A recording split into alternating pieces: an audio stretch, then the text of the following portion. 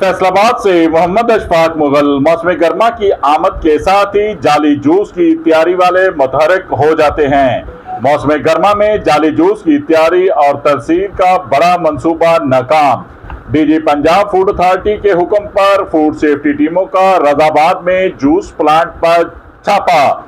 1760 litre तैयार juice, 180 kilo packing material, sweeteners और mixing machine जब्त। जालसौजी का मकरू धंधा करने पर मुलजिम गिरफ्तार, मुकदमा दर्ज।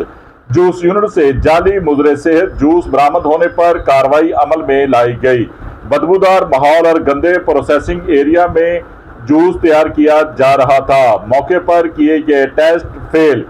ड्रग्स की मकदार मुकर्रर करदा हद से कम थी। मसनूई मिठास स्वीटनर्स की मदद से जूस तैयार किया जा रहा था। लेबर पर एड्रेस गलत, प्रोडक्ट रजिस्ट्रेशन के दस्तावेजात अदम मौजूद पाए गए।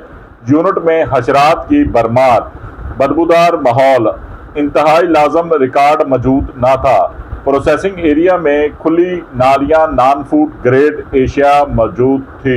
ममनुआ केमिकल और रंगों की मिलावट से तैयार जूस को दिलकश पैकिंग लगाकर फैसलाबाद में सप्लाई किया जा रहा था। मिलावटी जूस का इस्तेमाल बच्चों और बड़ों में मैदा और आंतों की बीमारियों का सबब बन रहा था।